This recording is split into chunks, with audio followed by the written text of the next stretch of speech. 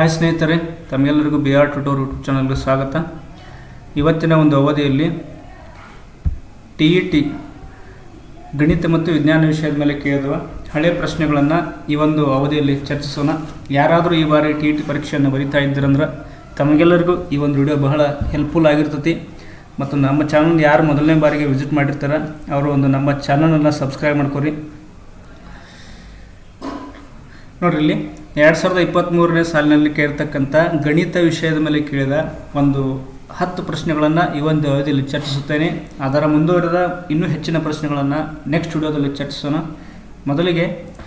ಮೊದಲ ಪ್ರಶ್ನೆ ನೋಡ್ರಿ, 315 ಮಸಾವವಾಗಿ ಹೊಂದಿರುವ ಎರಡು ಸಂಖ್ಯೆಗಳ ಅವಿಭಾಜ್ಯ ಅಪವರ್ತನಗಳ ವಿಸ್ತರಣೆಯು ಕ್ರಮವಾಗಿ 2 × 3 × 8 3 × 2 × 5 × 7 m ಮತ್ತು ಇನ್ನೊಂದು ಸಂಖ್ಯೆ ಅದರ ಅವಿಭಾಜ್ಯ ಅಪವರ್ತನ 3 × k × 5 × 1 × 7 × 1. ಆದರೆ ಅವುಗಳಲ್ಲಿ k ಮತ್ತು m ನ ಬೆಲೆಗಳು ಕ್ರಮವಾಗಿ. ನೋಡ್ರಿ, ನಾವು ಯಾವುದೇ ಎರಡು ಸಂಖ್ಯೆಗಳ ಮಸ ಕಂಡುಹಿಡಿಯಬೇಕಾಗಿತ್ತಂದ್ರೆ ಮೊದಲಿಗೆ ನಾವು ಅವುಗಳ ಅವಿಭಾಜ್ಯ ಅಪವರ್ತನಗಳನ್ನು ಬರ್ಕೋತೀವಿ. ಒಂದನೇ ಸಂಖ್ಯೆ ಅವಿಭಾಜ್ಯ ಅಪವರ್ತನ ಅವ್ರು ಆಲ್ರೆಡಿ ಕೊಟ್ಟಾರ. 2 × 3 × 3 × 2 × 5 × 2 × 7 m ಅಂತೇಳಿ, ಅಂದರೆ ಎಮ್ನ ಜಾಗದಾಗ ಯಾವ ಬೆಲೆ ಬರ್ತದೆ ಅಂತ ಹೇಳಿ ಅವ್ರು ಕೇಳ್ಯಾರ. ನೆಕ್ಸ್ಟ್ ಅದೇ ರೀತಿ ಇನ್ನೊಂದು ಸಂಖ್ಯೆ ಅವಿಭಾಜ್ಯ ಅಪವರ್ತನ ನೋಡ್ರಿ, 3 × k ಗುಂಡ್ಲೆ 5 × ಏನೂ ಇಲ್ಲ ಅಂತಂದ್ರೆ 1 ತೊಗೋಬೇಕು, × 7 ಏನೂ ಇಲ್ಲ ಅಂತಂದ್ರೆ 1 ತೊಗೋಬೇಕು.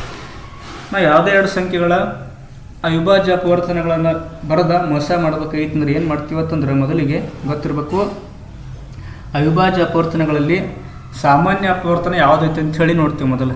ಈಗ ಇಲ್ಲಿ ನೋಡ್ರಿ, ಸಾಮಾನ್ಯ ಅಪವರ್ತನ ಎರಡು ಕಡೆ ಇಲ್ಲಿ ಸಾಮಾನ್ಯ ಅಪವರ್ತನ 3 ಐತಿ, ಇಲ್ಲಿ ಸಾಮಾನ್ಯ ಅಪವರ್ತನ 3 ಐತಿ. ಮೋಸ ಮಾಡಬೇಕಾದ್ರೆ ಸಾಮಾನ್ಯ ಅಪವರ್ತನದ ಕನಿಷ್ಠ ಘಾತ ನೋಡ್ತೀವಿ ನಾವು. ಹಂಗಾರೆ ಇಲ್ಲಿ 3 × 2 ಇಲ್ಲಿ 3 × k ಐತಿ, ಅಂದರೆ ಇಲ್ಲಿ ಅಂತೂ ಒಂದು ಕನ್ಫರ್ಮ್ ಐತಿ. ಇಲ್ಲಿ k ಐತಿ, ಇಲ್ಲಿ ಘಾತ k ಐತಿ, ಇಲ್ಲಿ ಘಾತ 2 ಐತಿ. ಅಂದರೆ ಇಲ್ಲಿ k ಬೆಲೆ ಏನಾಗ್ತೈತಿ, k = 2 ಆಗ್ತೈತಿ, 1. ನೆಕ್ಸ್ಟ್ ಅದೇ ರೀತಿ ಮತ್ತು ಇನ್ನು ಉಳಿದಿರ್ತಕ್ಕಂಥ ಸಾಮಾನ್ಯ ಅವಿಭಾಜ್ಯ ಅಪವರ್ತನ ಯಾವುದು ಅಂದ್ರೆ ಇಲ್ಲಿ ನೋಡ್ರಿ, ಇಲ್ಲಿ 5 × 1 5 × 2. ನಮಗಂತೂ k ಮತ್ತು m ನ ಬೆಲೆ ಯಾರು, ಇಲ್ಲಿ k ಇಲ್ಲ m ಇಲ್ಲ, ಇದರ ಅವಶ್ಯಕತೆ ನಮಗಿಲ್ಲ. ನೆಕ್ಸ್ಟ್ ಇಲ್ಲಿ 7 ರ ಘಾತ ಎಷ್ಟೈತೆ ಅಂದ್ರೆ m ಐತಿ, ಇಲ್ಲಿ 7 ರ ಘಾತ 1 ಐತಿ. ಹಾಗಾದ್ರೆ ಇಲ್ಲಿ ಸಾಮಾನ್ಯ ಅಪವರ್ತನ 7, ಇಲ್ಲಿ ಕೂಡ 7, ಇಲ್ಲಿ ಘಾತ m ಐತಿ, ಅದರ ಬದಲು ಇಲ್ಲಿ ಘಾತ 1 ಐತಿ. ಅಂದರೆ ಇದರ ಅರ್ಥ m = 1. ಮತ್ತು ಇವುಗಳ ಮೋಸ 315 ಆಗ್ತೈತೆ ನಾವು ಟ್ಯಾಲಿ ಮಾಡಬೇಕಾಗತ್ತೆ. ಈಗ ನೋಡ್ರಿ, ನಾವು ಕೇಕ್ ಎಷ್ಟು ತೊಗೊಂಡಿವಿ, ಇಲ್ಲಿ ಕೇಕ್ 2 ಅಂತ ತೊಗೊಂಡಿವಿ. ಕೆ ಬೆಲೆ ಎಷ್ಟು, 2. ನೆಕ್ಸ್ಟ್ ಇಲ್ಲಿ m ನ ಬೆಲೆ ಇಲ್ಲಿ 1. ನಾವು ಮೋಸ ಮಾಡ್ಬೇಕಾದ್ರೆ ಏನಂತ ಹೇಳೀನಿ, ಎರಡು ಅಪವರ್ತನಗಳಲ್ಲಿ ಸಾಮಾನ್ಯ ಅಪವರ್ತನದ ಕನಿಷ್ಠ ಘಾತ ತೊಗೋಬೇಕಂತ ಹೇಳೀನಿ. ಹಂಗಾರೆ ಇಲ್ಲಿ 3 × 2 ಇಲ್ಲಿ 3 ಘಾತ ಕೆ ಬೆದಾಗ ಜಾಗದಾಗ 2 ತೊಗೊಂಡಿವಿ ಅಂದರೆ 3 ಘಾತ 2. ಅಂದರೆ ಸಾಮಾನ್ಯ ಅಪವರ್ತನದ ಕನಿಷ್ಠ ಘಾತ ಇಲ್ಲ, ಎರಡು ಸೇಮ್ ಅದ ಅಂದ್ರೆ ಸೇಮ್ ಇದ್ದ ತೊಗೋಬೇಕು, 3 ಘಾತ 2. ನೆಕ್ಸ್ಟ್ ಇಲ್ಲಿ 5 ರ ಘಾತ 2 ಮತ್ತು 5 ರ ಘಾತ 1 ಐತಿ. ಸಾಮಾನ್ಯ ಅಂತೂ ಸಂಖ್ಯೆ 5 ಐತಿ, ಬಟ್ ಘಾತ ಕನಿಷ್ಠ ಇದ್ದು ತೊಗೋಬೇಕು. ಕನಿಷ್ಠ ಅಂದರೆ ಇಲ್ಲಿ 2 ಐತಿ, ಇಲ್ಲಿ 1 ಐತಿ. ನಾವು ಯಾವ್ದು ತೊಗೋತೀವಿ ಅಂದ್ರೆ ಇಲ್ಲಿ 5 ತೊಗೋತೀವಿ.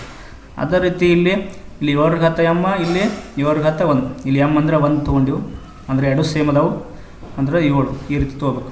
ಹಂಗಾರೆ ಮೋಸ ಇಲ್ಲಿ 315 ಬರ್ತೈತೆ, ನಾವು ಟ್ಯಾಲಿ ಮಾಡ್ಕೋಬೇಕು ಫಸ್ಟ್. ಮತ್ತು ಯಾವುದಾದ್ರೂ ಸಂಖ್ಯೆ ಇದನ್ನು ಬಿಟ್ಟಿದ್ದು ನೋಡಿರಿ, 2 ರ ಘಾತ ಐತಿ, 3 ರ ಘಾತ 1, 5 ರ ಘಾತ 7 ರ ಘಾತ ಸೇಮ್ ಅದಾವೆ. ಈಗ ಇಲ್ಲಿ 3 ರ ಘಾತ 2 ಅಂತಂದ್ರೆ 9 ಇದು. ನೆಕ್ಸ್ಟ್ 7 5 ಎಷ್ಟಾಗ್ತದೆ ಅಂದರೆ ಇದು 35 ಆಗ್ತೈತೆ. 7 5 35. ಇಲ್ಲಿ 35 ಮತ್ತು 35 9 ಗುಣಾಕಾರ ಮಾಡಿದ್ರೆ 315 ಬರ್ತೈತೆ. ಅಂದ್ರೆ ನಾವು ಮಾಡಿರ್ತಕ್ಕಂಥ ಕರೆಕ್ಟ್ ಐತಿ. ಅವ್ರು ಕೊಟ್ಟಿರೋದು ಮೋಸ ಕೂಡ 315 ಅಂತಲೇ ಹೇಳ್ಯಾರ ಅವರು. ಹೀಗಾಗಿ ಇಲ್ಲಿ ಕೆ ನ ಬೆಲೆ ಏನಾಗಬೇಕು, ಕೆ ನ ಬೆಲೆ 2 ಮತ್ತು m ನ ಬೆಲೆ 1 ಆಗ್ತೈತೆ. ನೆಕ್ಸ್ಟ್ ಮುಂದಿನ ಪ್ರಶ್ನೆ, 0.05 / 0.25 + 0.25 / 0.05 2. ಇದರ ಒಂದು ಬೆಲೆಯನ್ನು ಕಂಡುಹಿಡಿಯಿರಿ ಅಂತೇಳಿ ಪ್ರಶ್ನೆ. ಮೊದಲಿಗೆ ಏನು ಮಾಡ್ಕೋಬೇಕಂದ್ರೆ ಪಾಯಿಂಟ್ಗಳನ್ನು ಹೋಗಿಸ್ಬೇಕು.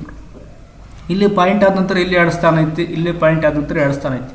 ಆ ಪಾಯಿಂಟ್ ಹೋಗ್ಬೇಕಂದ್ರೆ ಏನು ಮಾಡ್ತೀವಿ ನಾವು, ಅಂಶಕ್ಕೂ ಮತ್ತು ಛೇದಕ್ಕೂ 100ರಿಂದ ಗುಣಾಕಾರ ಮಾಡ್ತೀವಿ. ಆ 0.05ಕ್ಕೆ ನಾವು 5ರಿಂದ ಗುಣಾಕಾರ 100ರಿಂದ ಗುಣಾಕಾರ ಮಾಡಿದ್ರೆ 5 ಬರ್ತೈತಿ. ಕೆಳಗಡೆ 0.25 ಐತಿ, ಅದಕ್ಕೆ 100ರಿಂದ ಗುಣಾಕಾರ ಮಾಡಿದ್ರೆ 25 ಬರ್ತೈತಿ. ನೆಕ್ಸ್ಟ್ ಪ್ಲಸ್ ಮುಂದೆ 0.25 ಅದಕ್ಕೂ 100ರಿಂದ ಮಲ್ಟಿಪ್ಲೈ ಮಾಡಿದಾಗ 25 ಬರ್ತೈತಿ. ಕೆಳಗಡೆ 0.05 ಅದು ಕೂಡ ಏನಾಗ್ತೈತಿ 5 ಬರ್ತೈತಿ. ಯಾವಾಗಂದ್ರೆ 100ರಿಂದ ಗುಣಾಕಾರ ಮಾಡಿದಾಗ. ನೆಕ್ಸ್ಟ್ ಒಂದು ಸ್ವಲ್ಪ ಇಲ್ಲಿ ಕಡ್ತ ಹೊಡಿಬೇಕು ನೋಡ್ರಿ. 5 ಒಂದಲೇ 5 5ಲೇ. ನೆಕ್ಸ್ಟ್ ಇಲ್ಲಿ 5 ಒಂದಲೇ, ಇಲ್ಲಿ 5 5ಲೇ. ಅಂದರೆ ಇದರರ್ಥ ಇಲ್ಲಿ ಏನು ಬಂತು 1/5 ಪ್ಲಸ್ ಇಲ್ಲಿ 5/1 ಈ ರೀತಿ ಇದರ ಒಂದು ಬೆಲೆಯನ್ನು ಮಾಡಬೇಕು ಈಗ ನಾವು. ನೆಕ್ಸ್ಟು ಇದು 1/5 ಅಂತಂದ್ರೆ 1ಕ್ಕೆ ನಾವು 5ರಿಂದ ಭಾಗ ಮಾಡ್ಬೇಕು ನೋಡ್ರಿ. 1ಕ್ಕೆ 5ರಿಂದ ಭಾಗ ಮಾಡೋಕ್ಕೆ ಬರೋಂಗಿಲ್ಲ, ಸಣ್ಣ ಸಂಖ್ಯೆ ಐತಿ, ಅದಕ್ಕೆ ನಾವು 0 ಪಾಯಿಂಟ್ ತೊಗೋತೀವಿ. 0 ಪಾಯಿಂಟ್ ತೊಗೊಂಡ್ರೆ ಏನಾಗ್ತೈತಿ, 10 ಆಗ್ತೈತಿ. ಆವಾಗ 5 ಒಂದಲೇ 5 ಎರಡಲೇ ಅಂದ್ರೆ 0.2 ಆಗ್ತೈತಿ. ನೆಕ್ಸ್ಟ್ ಈಚೆ ಕಡೆ ಅದ 5 ಹೋಲ್ ರೆಸ್ಟು ಸ್ಕ್ವೇರ್. 0.2 ಮತ್ತು 5 ಎರಡು ಕೂಡಿಸಿದಾಗ 5.2 ಆಗ್ತೈತಿ ಇದರ ವರ್ಗ. ಈಗ ನಾವೇನು ನೋಡ್ಬೇಕಂದ್ರೆ 5.2 2 ಸಲ ಗುಣಾಕಾರ ಮಾಡ್ಬೇಕು. ನಾವಿನ್ನು ಏನು ಮಾಡ್ಬೋದು ಅಂದ್ರೆ ಇಲ್ಲಿ 52ಕ್ಕೆ 52ಲೇ ಗುಣಾಕಾರ ಮಾಡೋದು ನೋಡ್ರಿ. ಮೊದಲು ಏನು ಮಾಡೋದು 52 ಇಂಟು 52 ವರ್ಗ ಮಾಡ್ಕೋಬೇಕು. ಅವಾಗ ಏನು ಬರ್ತೈತೆ ಅಂದ್ರೆ 2704 ಬರ್ತೈತಿ. 52ಕ್ಕೆ 52ಲೇ ಗುಣಾಕಾರ ಮಾಡೋದು 2704 ಬರ್ತೈತಿ. ಈಗ ಇಲ್ಲೊಂದು ಪಾಯಿಂಟ್ ಐತಿ, ಆಮೇಲೆ ಇಲ್ಲೊಂದು ಪಾಯಿಂಟ್ ಐತಿ, ಅಂದ್ರೆ 2 ಸ್ಥಾನ ಈ ಕಡೆ ಬರ್ಬೇಕು, ಈ ಕಡೆಯಿಂದ ಬರ್ಬೇಕು. ಇಲ್ಲಿ ಪಾಯಿಂಟ್ ಎಲ್ಲಿ ಇರ್ತೈತೆ ಆ್ಯಕ್ಚುಲಿ, ಇಲ್ಲಿ 1ನೇ ಪಾಯಿಂಟ್ ಬತ್ತು, ಇಲ್ಲಿಗೆ 2ನೇ ಪಾಯಿಂಟ್ ಬತ್ತು. ಅಂದ್ರೆ 5.2 ವರ್ಗ ಏನಾಗ್ತೈತೆ ಅಂದ್ರೆ 27.04. ನೆಕ್ಸ್ಟ್ ಮೂರನೇ ಪ್ರಶ್ನೆ 93 ನೋಡ್ರಿ. ಒಂದು ಚೌಕಗಣದ ಪೂರ್ಣ ಮೇಲ್ಮೈ ವಿಸ್ತೀರ್ಣ 150 a². ಚೌಕಗಣಕ್ಕೆ 6 ಮುಖಗಳಿರ್ತಾವೆ. ಒಂದು ಮುಖದ ವಿಸ್ತೀರ್ಣ a² ಆಗ್ತೈತಿ. 6 ಮುಖದ ವಿಸ್ತೀರ್ಣ ಏನಾಗ್ತೈತೆ ಅಂದ್ರೆ 6 a² ಈಕ್ವಲ್ ಟು ಚೌಕಗಣದ ಪೂರ್ಣ ಮೇಲ್ಮೈ ವಿಸ್ತೀರ್ಣ 150 m² ಅಂತ ಅಂದಾರ ಅವರು. ಹಾಗಾದ್ರೆ ನಾವು ಘನಫಲ ಚೌಕದ ಘನಫಲ ಮಾಡ್ಬೇಕಾಗಿತ್ತು ಏನು ಮಾಡ್ತೀವಿ ಅಂದ್ರೆ ನಾವಿಲ್ಲಿ a³ ಅಂತ ಮಾಡ್ತೀವಿ, ಅಂದ್ರೆ ಬಾಹುವಿನ ಘನ. ಹಂಗಾರೆ ನಾವಿಲ್ಲಿ ಏನು ಬೆಲೆಯನ್ನು ಕಂಡುಹಿಡಿದ್ರೆ ಚೌಕಘನದ ಘನಫಲ ಮಾಡಕ್ಕೆ ಬರ್ತದೆ. 6a² equal to 150 m². 6a² ಅನ್ನೋದು ಚೌಕಘನದ ಪೂರ್ಣ ಮೇಲ್ಮೈ ವಿಸ್ತೀರ್ಣವನ್ನು ಕಂಡುಹಿಡಲು ಉಪಯೋಗಿಸ್ತಕ್ಕಂಥ ಸೂತ್ರ. ಬಾಹುವಿನ ವರ್ಗ ಇಂಟು 6. ಎ ಅಂದರೆ ಇಲ್ಲಿ ಒಂದು ಬಾಹು. ಚೌಕಗಣದಲ್ಲಿ ಇರ್ತಕ್ಕಂಥ ಎಲ್ಲ ಬಾಹುಗಳು ಸಮ ಇರ್ತಾವೆ, ಹೀಗಾಗಿ ಇಲ್ಲಿ ಎ ತೊಗೋಬೋದು, ನಾವು ಎಲ್ಲರೇ ತೊಗೋಬೋದು.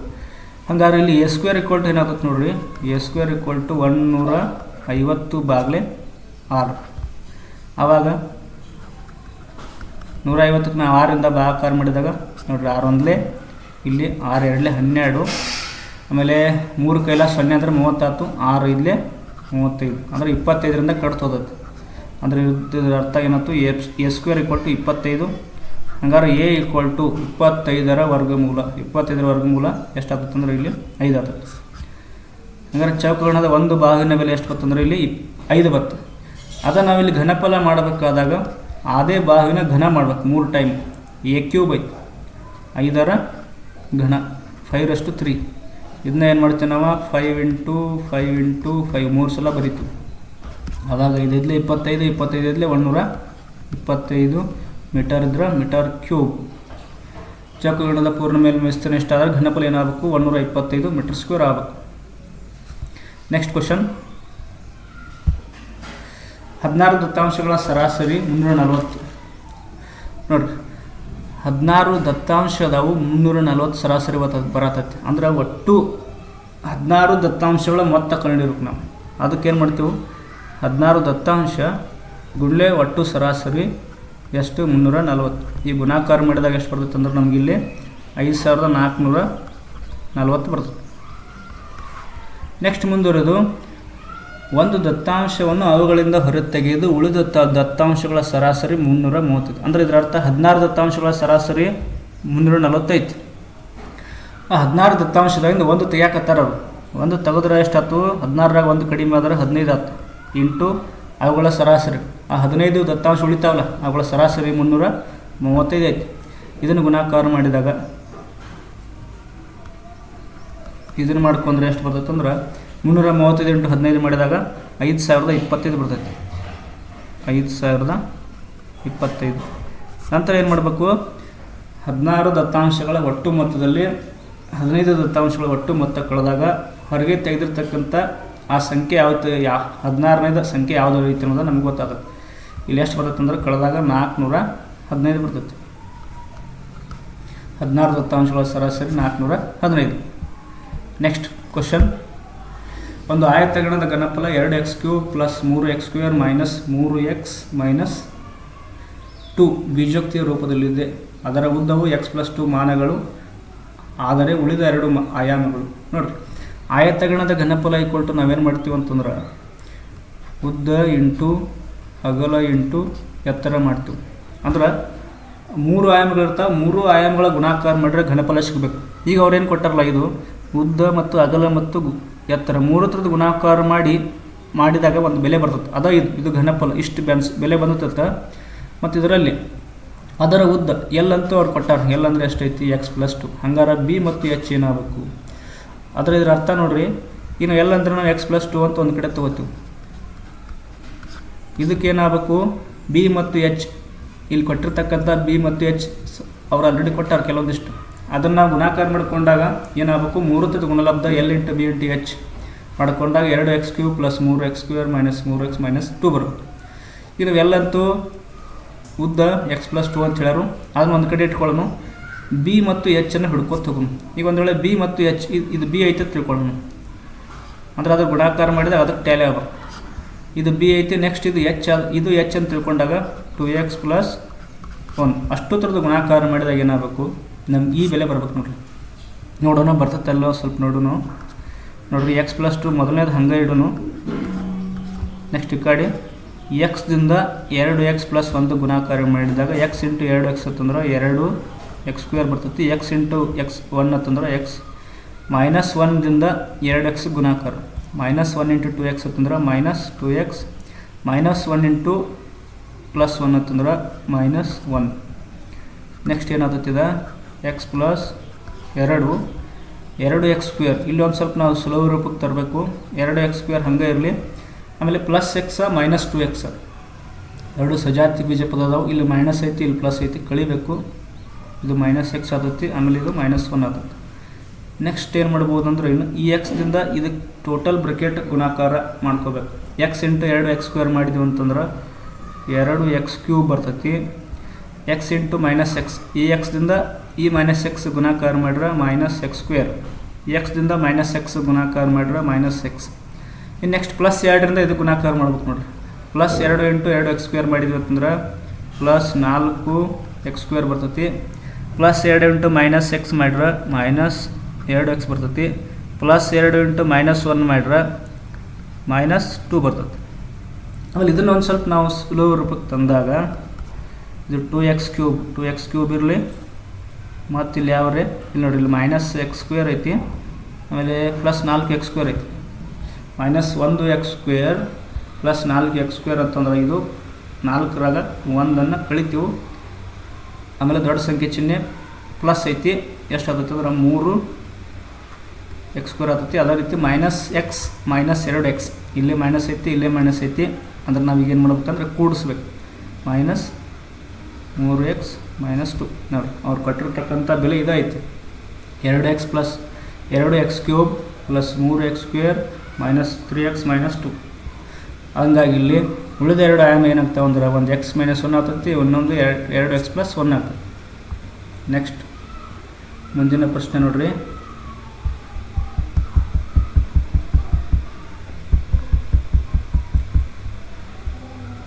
ಮುಂದಿನ ಪ್ರಶ್ನೆ 96ನೇದ. 3, y ಬಿಂದುವು y = x + 7/3 ರೇಖೆಯ ಮೇಲಿದ್ದರೆ a ಯ ಬೆಲೆ. 96ನೇ ಪ್ರಶ್ನೆ. ಈ ನಿರ್ದೇಶಕ ರೇಖಾಗಣಿತದಲ್ಲಿ ಕೇಳಿರ್ತಕ್ಕಂಥ ಪ್ರಶ್ನೆ. ಇದನ್ನು ನಾವೇನು ಮಾಡ್ತೀವಿ ಅಂದ್ರೆ x, y ಅಂತ ತಗೋತೀವಿ. x, y ಈ ರೀತಿ ಕೊಟ್ಟಾಗ ಏನಾಗ್ತೈತಿ? ಮೊದಲನೇದು x ನ ಬೆಲೆ ಆಗಿರ್ತೈತಿ, ನಂತರದ y ನ ಬೆಲೆ ಆಗಿರ್ತೈತಿ. x ನ ಬೆಲೆ ಅಂದ್ರೆ 3, y ನ ಬೆಲೆ 4. ಹಂಗಾರೆ ಅವರು ಒಂದು ಸಮೀಕರಣ ಕೊಟ್ಟಾರು, y = ax + 7/3. ಇದರೊಳಗೆ ಏನು ಮಾಡಬೇಕು? x ನ ಬೆಲೆ ಮತ್ತು y ನ ಬೆಲೆಯನ್ನು ತುಂಬಬೇಕು. ಇಲ್ಲಿ y ಐತಿ, ಇಲ್ಲಿ y ಐತಿ ಅಂದ್ರೆ y ನ ಬೆಲೆ ನಮ್ದು ಎಷ್ಟು ಐತಿ ಅಂದ್ರೆ 4 ಐತಿ. 4 = a ಇಂಟು x ಐತಿ. x ಅಂದ್ರೆ ನಮ್ಮ ಬೆಲೆ ಎಷ್ಟಾಗೈತಿ? ಈಗ 3 ಆಗೈತಿ. ಅಂದ್ರೆ a × 3 ಮಾಡಿದ್ವಿ ಅಂದ್ರೆ ಏನಾಗ್ತೈತಿ? 3a ಬರ್ತೈತಿ. 3a + 7 / 3. ನೆಕ್ಸ್ಟ್ ಈ 3 ಈ ಕಡೆ ಕಳಿಸಿದಂದ್ರೆ 4 × 3 = 12 ಆಗ್ತೈತಿ. 12 = 3a + 7. ನೆಕ್ಸ್ಟ್ ಹಂಗಾರೆ 3a = 12 + 7 ಕಡೆ ಬಂದ್ರೆ -7 ಆಗ್ತೈತಿ. 3a = 12ರಾಗ 7 ಕಳೆದಾಗ 5 ಬರ್ತೈತಿ. Next A equal to 5/3. ಇಲ್ಲಿ ಏನ ಬೆಲೆ ಎಷ್ಟು ಬರ್ತಂದ್ರೆ ಈಗ 5/3. ನೆಕ್ಸ್ಟ್ ಕ್ವಶನ್ 97ನೇ ಪ್ರಶ್ನೆ. ರೇಖಾತ್ಮಕ ಸಮೀಕರಣಗಳ ಜೋಡಿ 2x + 3y = 14 ಮತ್ತು 2x - 3y = 2 ರಲ್ಲಿ x ಇಂಟು y ನ ಬೆಲೆ. ಅಂದರೆ ಇಲ್ಲಿ ಎರಡು ಚರಾಕ್ಷರ ರೇಖಾತ್ಮಕ ಸಮೀಕರಣದಿಂದ ಕೇಳ್ತಕ್ಕಂಥ ಪ್ರಶ್ನೆ. ಇಲ್ಲಿ x ಮತ್ತು y ನ ಬೆಲೆಯನ್ನು ಕಂಡುಹಿಡಿಯಬೇಕು. ವರ್ಜಿಸುವ ವಿಧಾನದಿಂದ ಬಿಡಿಸ್ಬೇಕು ನೋಡ್ರಿ. 2x + 3y = 14 ಕೊಟ್ಟಿರೋ ಸಮೀಕರಣ ಬರ್ಕೊಂಡಾಗ 2x - 3y = 2. ನಾವು ವರ್ಜಿಸುವ ವಿಧಾನದಿಂದ ಬಿಡಿಸಬೇಕಾದಾಗ ಅವುಗಳ ಚರಾಕ್ಷರದ ಎಕ್ಸ್ನ ಸಹಗುಣಕ y ನ ಸಹಗುಣಕಗಳನ್ನು ಸಮ ಮಾಡ್ಕೋಬೇಕು. ಈಗ ಆಲ್ರೆಡಿ ಎಕ್ಸ್ ಸಹಗುಣಕ 2 ಐತಿ, ಇಲ್ಲಿ ಎಕ್ಸ್ 2, ಇಲ್ಲಿ y 3 ಐತಿ, ಇಲ್ಲಿ y 3 ಐತಿ. ಸಹಗುಣಕ ಅಂತೂ ಸಮ ಅದಾವ. ಈಗ ಏನು ಮಾಡೋದು, ನಾವು ಕೂಡಿಸ್ಬೋದು ಅಥವಾ ಕಳಿಬೋದು. ನಾವೇನು ಮಾಡೋಣ ಅಂತಂದ್ರೆ 2 ಪ್ಲಸ್ ಮಾಡ್ಕೊಂಡಾಗ 2x + 2x ಅಂತಂದ್ರೆ ಚಿಹ್ನೆ ಯಾವ ಬದಲಾಗೋದಿಲ್ಲ, 4x ಬರ್ತೈತಿ. +3y - 3y ಇದು ಕ್ಯಾನ್ಸಲ್ ಆಗ್ತದೆ ನೋಡ್ರಿ. ಯಾಕಂದ್ರೆ ಇಲ್ಲಿ +3y - 3y ಐತಿ. ಆಮೇಲೆ ಈ ಕಡೆ 4 + 2 ಕೂಡಿಸಿದಾಗ 16. ಆವಾಗ x = 16/4. x = ಎಷ್ಟು ಆಗ್ತೈತೆ? 4 × 1 = 4, 4 × 16 ಅಂತಂದ್ರೆ x ನ ಬೆಲೆ 4 ಬರ್ತೈತಿ. ಹಂಗೆ ಇದೇ x ನ ಬೆಲೆ 4ಅನ್ನು ಸಮೀಕರಣ 1ರಲ್ಲಿ ತುಂಬಿದ್ವಿ ಅಂದ್ರೆ ನಮಗೆ y ಬೆಲೆ ಸಿಗ್ತದೆ. 2 × x ಐತಿ, 2 × x ನ ಬೆಲೆ 4 + 3y = 14. ಇದು 4 2 8 ಆಗುತ್ತೆ. 8 + 3y = 14. 3y = 14 - 8. 3y = 8ರಾಗ 14 8 ಕಳೆದ್ರೆ 6. y = 6/3 ಮಾಡ್ತೀವಿ. y = 3 1 3 2 6. y ನ ಬೆಲೆ ಎಷ್ಟು ಬತ್ತೀಗ 2 ಬತ್ತು. ಹಂಗಾರೆ ಎಕ್ಸ್ ವೈನ ಕೇಳ್ಯಾರ. ಎಕ್ಸ್ಗೆ ಮತ್ತು ವಾಯ್ಗೆ ಗುಣಾಕಾರ. ಎಕ್ಸ್ದು 4 ಐತಿ, ವಾಯ್ದು 2 ಐತಿ, 2 ಗುಣಾಕಾರ ಮಾಡಿದ್ರೆ ಎಷ್ಟು ಬರುತ್ತಂದ್ರೆ ಇಲ್ಲಿ xy = 8. ಅದಕ್ಕೆ ಇಲ್ಲಿ ಸರಿಯಾದ ಉತ್ತರ ಯಾವುದು ಅಂತಂದ್ರೆ 8. ನೆಕ್ಸ್ಟ್ ಮುಂದಿನ ಪ್ರಶ್ನೆ ನೋಡ್ರಿ. x⁴a / x⁴b hole * a² + ab + b². ಈ ರೀತಿ ಪ್ರಶ್ನೆ ಐತಿ. ಇದಕ್ಕೆ ನಾವೇನು ಮಾಡೋಣ ಅಂತಂದ್ರೆ a b c ಎಲ್ಲದಕ್ಕೂ ಒಂದು ಬೆಲೆ ತೊಗೊಂಬಿಡೋಣ. a = 1, b = 1 ಮತ್ತು c = 1. ಮೂರಕ್ಕೂ ಒಂದೊಂದು ಬೆಲೆ ತೊಗೊಂಬಿಡೋಣ. ಆವಾಗ ನಮ್ಗೆ ಈಸಿಯಾಗಿ ಆನ್ಸರ್ ಬರ್ತೈತಿ. ಈಗ x⁴a ಐತಿ, x⁴1 / x⁴b ಐತಿ, ಅಂದ್ರೆ b ಅಂತಂದ್ರೆ 1 hole * a² + ab + b². a² ಅಂತಂದ್ರೆ 1 ರ ವರ್ಗ 1 ಪ್ಲಸ್ ab ಅಂತಂದ್ರೆ 1 × 1 ಅಂತಂದ್ರೆ ಅದು ದಟ್ ಈಸ್ ಆಲ್ಸೋ 1 ಪ್ಲಸ್ ಇದು ಕೂಡ 1 ಗುಂಡ್ಲೆ x⁴b ಅಂದರೆ 1, x⁴c ಅಂತಂದ್ರೆ ಇದು ಕೂಡ 1 ಹೋಲ್ * b² + bc + c². ಇದು ಏನಾಗ್ತೈತಿ 1 + 1 ಬರ್ತೈತಿ into x⁴1 hole * c². c ಅಂದರೆ 1 ಐತಿ, 1 ರ ವರ್ಗ 1 ಪ್ಲಸ್ ac a ಅಂದರೆ 1, c ಅಂದರೆ 1 ಗುಣಾಕಾರ ಮಾಡಿದ್ರೆ 1 ಪ್ಲಸ್ a² ಅಂದ್ರೆ ಅದು ಕೂಡ 1. ಕೊನೆಯದಾಗಿ ಏನಾಗ್ತೈತಿ x² ಇದು x⁴1 ಎಲ್ಲ ಕಡೆ ಇಲ್ಲಿ ಕ್ಯಾನ್ಸಲ್ ಆಗ್ತೈತಿ, ಇಲ್ಲಿ ಕ್ಯಾನ್ಸಲ್ ಆಗ್ತೈತಿ, ಇಲ್ಲಿ ಕ್ಯಾನ್ಸಲ್ ಆಗ್ತೈತಿ. ಹಂಗಾರೆ ಇಲ್ಲಿ 1 ಉಳಿತೈತಿ. 1 ರ ಘಾತ 1 + 1 + 1 ಅಂತಂದ್ರೆ ಇದು 3 ಇಂಟು ಇಲ್ಲಿ 1 ರ ಘಾತ 1 + 1 + 1 ಅಂದ್ರೆ 3, ಇಲ್ಲಿ ಕೂಡ 1 ರ ಘಾತ 1 + 1 + 1 ಅಂತಂದ್ರೆ 3. ಟೋಟಲ್ 1 × 1 × 1 = 1. ಕೊನೆಗೆ ಆನ್ಸರ್ ನಮ್ಮದು ಇಲ್ಲಿ 1 ಬರ್ತದೆ. Next question. ಚಿತ್ರದಲ್ಲಿ DE ಸಮಾಂತರ BC ಮತ್ತು DE ಅನುಪಾತ BC = 2:5 ಆದರೆ ತ್ರಿಭುಜ ADಯ ವಿಸ್ತೀರ್ಣ ಭಾಗಲೇ ತ್ರಿಭುಜ DECಯ ವಿಸ್ತೀರ್ಣ ಇದಕ್ಕೆ ಸಮವಾಗಿದೆ ಅಂತ ಕೊಟ್ಟಾರೆ. ನೋಡಿ, ಈ ರೀತಿ ಇದ್ದಾಗ 10ನೇ ತರಗತಿಯಲ್ಲಿ ಒಂದು ಪ್ರಮೇಯ ಕಲ್ತಿದ್ದೆ ನಾವು. ಸಮರೂಪಿ ತ್ರಿಭುಜ ವಿಸ್ತೀರ್ಣಗಳು ಅವುಗಳ ಅನುರೂಪ ಭಾಗಗಳ ವರ್ಗಗಳಿಗೆ ಸಮಾನುಪಾತದಲ್ಲಿರುತ್ತದೆ. ಎರಡು ತ್ರಿಭುಜಗಳ ಸಮರೂಪಿದ್ದಾಗ ಸಮರೂಪಿ ತ್ರಿಭುಜಗಳ ವಿಸ್ತೀರ್ಣಗಳ ಅನುಪಾತವು ಅವುಗಳ ಅನುರೂಪ ಭಾಗಗಳ ವರ್ಗಗಳಿಗೆ ಸಮಾನುಪಾತದಲ್ಲಿರ್ತದೆ. ಹಂಗಾರೆ ಇಲ್ಲಿ ಎರಡು ADE ಮತ್ತು ABC ತ್ರಿಭುಜಗಳು ಸಮರೂಪಿ ಅದಾವೆ ನೋಡ್ರಿ. ಕೋನ ಡಿಗೆ ಬಿ ಸಮ ಆಗ್ತದೆ, ಯಾಕಂತಂದ್ರೆ ಇವು ಅನುರೂಪ ಕೋನ. ಅದೇ ರೀತಿ ಇಗೆ ಸಿ ಸಮ ಆಗ್ತದೆ, ಇದು ಯಾಕಂದ್ರೆ ಅನುರೂಪ ಕೋನ. ಆಮೇಲೆ ಎರಡು ತ್ರಿಭುಜಕ್ಕೂ ಒಂದು ಸಾಮಾನ್ಯ ಕೋನ ಎ ಐತಿ. ಹಂಗಾರೆ ADE ಮತ್ತು ABC ತ್ರಿಭುಜಗಳು ಸಮರೂಪಿ ಆಗ್ತವೆ ಕೋನ ಸಮರೂಪತೆ ನಿರ್ಧಾರ ಕೋನದಿಂದಾಗಿ. ಹಂಗಾರೆ ಇಲ್ಲಿ ತ್ರಿಭುಜ ADE ವಿಸ್ತೀರ್ಣ ಬಾಗ್ಲೆ ತ್ರಿಭುಜ ಎ ಬಿ ಸಿ ವಿಸ್ತೀರ್ಣ ಇದಕ್ಕೆ ಸಮ ಆಗ್ತದೆ ಅನುರೂಪ ಬಾಹುಗಳ ವರ್ಗಗಳಿಗೆ ಅನುಪಾತದಾಗ ಸಮ ಇರ್ಬೇಕು. ಈಗ ಎ ಡಿ ತ್ರಿಭುಜ ಡಿ ತೊಗೊಂಡೇವು ತಿಳ್ಕೊರಿ. ಎ ಡಿ ತ್ರಿಭುಜ ಡಿ ತೊಗೊಂಡಂದ್ರೆ ಎ ಬಿ ಸಿ ತ್ರಿಭುಜ ಯಾವತ್ತು ತೊಗೋಬೇಕಂದ್ರೆ ನಾವಿಲ್ಲಿ ಬಿ ಸಿ ತೊಗೋಬೇಕು. ಅದಕ್ಕೆ ಅನುರೂಪವಾಗಿರ್ತಕ್ಕಂಥ ಬಾಹು ಹೋಲ್ರಷ್ಟು ಸ್ಕ್ವೇರ್. ಈ ರೀತಿ ಪ್ರಮೇಯದ ಹೇಳಿಕೆ. ಹಂಗಾರೆ ಇಲ್ಲಿ ನಾವು ಡಿ ಅನ್ನು ಏನಂತ ತೊಗೊಳ್ಳೋಣ ಅಂದ್ರೆ ಡಿ ಅಂದರೆ 2 ಕೊಟ್ಟಾರ. 2 ಅಂದ್ರೆ ನಾವೇನು ಮಾಡೋಣ ಅನುಪಾತ ಕೊಟ್ಟಾರೋದ್ರಿಂದ ಡಿ ಈಕ್ವಲ್ ಟು 2x ತೊಗೊಳ್ಳೋಣ. ಆಮೇಲೆ ಬಿ ಸಿ ಈಕ್ವಲ್ ಟು 5 ಕೊಟ್ಟಾರೋ ಅದನ್ನು ನಾವು 5x ಅಂತ ಹೇಳಿ ತೊಗೊಳ್ಳೋಣ. ಆವಾಗ ಡಿ ಅಂತಂದ್ರೆ 2x, ಬಿ ಸಿ ಅಂದ್ರೆ 5x ಹೋಲ್ರಷ್ಟು ಸ್ಕ್ವೇರ್. ಇದನ್ನು ನಾವು ವರ್ಗ ಮಾಡಿದಾಗ 2x ಹೋಲ್ರಷ್ಟು ಸ್ಕ್ವೇರ್ ಅಂತ 2x ಅಂದ್ರೆ 4x ಸ್ಕ್ವೇರ್ ಆಗ್ತೈತಿ. 5x ಇದ್ದದ 25x ಸ್ಕ್ವೇರ್ ಆಗ್ತದೆ. ಅದರಲ್ಲಿ ಎ ಡಿಯ ವಿಸ್ತೀರ್ಣ 4x ಸ್ಕ್ವೇರ್ ಬರತ್ತೆ. ಎ ಡಿಯ ವಿಸ್ತೀರ್ಣ ಎಷ್ಟಂತಂದ್ರೆ 4x ಸ್ಕ್ವೇರ್, ಎ ಬಿ ಸಿಯ ವಿಸ್ತೀರ್ಣ 25x ಸ್ಕ್ವೇರ್. ನಮಗಿಲ್ಲಿ ತ್ರಾಪಿಜ್ಯ ಇದ್ರದ್ದು ಇಷ್ಟ ವಿಸ್ತೀರ್ಣ ಬೇಕಾಗಿತ್ತು ನಮಗೆ. ಅಂದರೆ ಇದರ ಅರ್ಥ ದೊಡ್ಡ ತ್ರಿಭುಜ ಎ ಬಿ ಸಿ ಒಳಗೆ ಈ ಮ್ಯಾಲಿಂದ ಒಂದು ಪಾರ್ಟ್ ಐತಿಲ್ಲ, ಇದನ್ನು ಕಳೆದವತ್ತಂದ್ರೆ ನಮಗೆ ಡಿ ಸಿ ಬಿ ತ್ರಾಪಿಜ್ಯದ ವಿಸ್ತೀರ್ಣ ಸಿಗ್ತದೆ. ಅದಕ್ಕೆ ಏನು ಮಾಡೋಣ, ಎ ಬಿ ಸಿ ತ್ರಿಭುಜ ವಿಸ್ತೀರ್ಣ ಎಷ್ಟೈತಿ 25x ಸ್ಕ್ವೇರ್ ಐತಿ ನೋಡ್ರಿ. ಎ ಬಿ ಸಿ ತ್ರಿಭುಜದ ವಿಸ್ತೀರ್ಣ ಕೆಳಗಡೆ ತೊಗೋಬೇಕು. ನೆಕ್ಸ್ಟ್ ಎ ಡಿಯ ವಿಸ್ತೀರ್ಣ ಎಷ್ಟೈತಿ ಅಂದ್ರೆ 4x ಸ್ಕ್ವೇರ್ ಐತಿ. ಎ ಬಿ ಸಿ ವಿಸ್ತೀರ್ಣದಾಗ ಎ ಡಿಯ ವಿಸ್ತೀರ್ಣವನ್ನು ಕಳೆದಿವತ್ತಂದ್ರೆ ನಮಗೇನು ಸಿಗ್ತೈತೆ ಅಂದ್ರೆ ತ್ರಾಪಿಜ್ಯದ ವಿಸ್ತೀರ್ಣ ಸಿಗ್ತದೆ. 25x square minus 4x ಸ್ಕ್ವೇರ್ದಾಗ minus ಮಾಡಿದಾಗ 21x ಸ್ಕ್ವೇರ್. ಇದು ತ್ರಾಪಿಜ್ಯದ ವಿಸ್ತೀರ್ಣ. ಹಂಗಾರೆ ತ್ರಿಭುಜ ಎ ಡಿಯ ವಿಸ್ತೀರ್ಣ ಎಷ್ಟೈತಿ, ಎ ಡಿಯ ವಿಸ್ತೀರ್ಣ ನಮ್ಮದು 4x ಸ್ಕ್ವೇರ್ ಬರತೈತಿ. ಬಾಗಲೇ ತ್ರಾಪಿಜ್ಯ ಡಿ ಸಿ ಬಿ ವಿಸ್ತೀರ್ಣ 21x ಸ್ಕ್ವೇರ್ ಐತಿ. ಆವಾಗ ಇಲ್ಲಿ x ಸ್ಕ್ವೇರ್ ಕ್ಯಾನ್ಸಲ್ ಆದರೆ 4/21 ಬರ್ತದೆ. ಅದಕ್ಕೆ ಇಲ್ಲಿ ಸರಿಯಾದ ಉತ್ತರ 4/21. ನೆಕ್ಸ್ಟ್ ಕ್ವಶನ್, ಕೊನೆಯ ಪ್ರಶ್ನೆ ನೋಡಿರಿ. ಇಲ್ಲೊಂದು ಚೌಕ ಕೊಟ್ಟಾರು, ಆಮೇಲೆ ಒಂದು ಕೋನಾರ್ದ ಕೇಳಿದಾರು, ಆಮೇಲೆ ಒಂದು ಕೋನ ಡಿ ಒ ಸಿ ಅಂತಂದ್ರೆ ಡಿ ಒ ಸಿ ಎಷ್ಟಿತ್ತಂದ್ರೆ 80. ಒಂದು ನಿಮಿಷ ನೋಡ್ರಿ, ಈ ರೀತಿ ಇದು 80 ಇತ್ತಂದ್ರೆ ಈ ಕಡೆದು ಏನಾಗಿರ್ತೈತೆ ಅಂದ್ರೆ ಈ ಕಡೆದು ಕೂಡ 80 ಇರ್ತೈತೆ. ಯಾಕಂದ್ರೆ ಅವು ಪರಸ್ಪರ ಶೃಂಗಾಭಿಮುಖ ಕೋನಗಳು. ನೆಕ್ಸ್ಟ್ ಇದು ಚೌಕ ಆಗಿರೋದ್ರಿಂದ ಚೌಕದ 4 ಮೂಲೆಯಲ್ಲಿರ್ತಕ್ಕಂಥ ಕೋನ 90 ಡಿಗ್ರಿಗೆ ಸಮ ಇರ್ತೈತಿ. ಹಂಗಾರೆ ಇಲ್ಲಿ ಬಿ ಕೂಡ ಏನಾಗಿರ್ತೈತಿ, ಬಿ 90 ಡಿಗ್ರಿ ಆಗಿರ್ತೈತಿ. ಅವ್ರು ಕೇಳಿರೋದು ಕೋನ ಪಿ ಎಷ್ಟು ಅಂತ ಕೇಳ್ಯಾರ. ಕೋನ ಪಿ ಅನ್ನು ಕಂಡುಹಿಡಿಯಿರಿ ಈ side D P B. Next ಹಂಗಾರೆ ಇಲ್ಲಿ ಕೋನ ಎ ಏನಾಗ್ತೈತಿ, ಟೋಟಲ್ ಎ ಎಷ್ಟು ಇರ್ತೈತೆ ಅಂದ್ರೆ 90 ಡಿಗ್ರಿ ಇರ್ತೈತೆ ನೋಡಿರಿ. ಕೋನ ಎ ಎಷ್ಟು ಇರ್ತೈತೆ ಅಂದ್ರೆ 90 ಡಿಗ್ರಿ ಇರ್ತೈತಿ. ಬಟ್ ನಮಗೆ ಬೇಕಾಗಿದ್ದು ಇಷ್ಟ ಬೇಕಾಗಿತ್ತು. ಯಾಕಂದ್ರೆ ನಾವು ಚತುರ್ಭುಜ ಎ ಒ ಪಿ ಬಿ ಅಂತ ಕನ್ಸಿಡರ್ ಮಾಡ್ಕರಿಂದ ಕೋನ ಪಿ ಎ ಬೆಲೆಯನ್ನು ಕಂಡುಹಿಡಿಯಬೇಕು.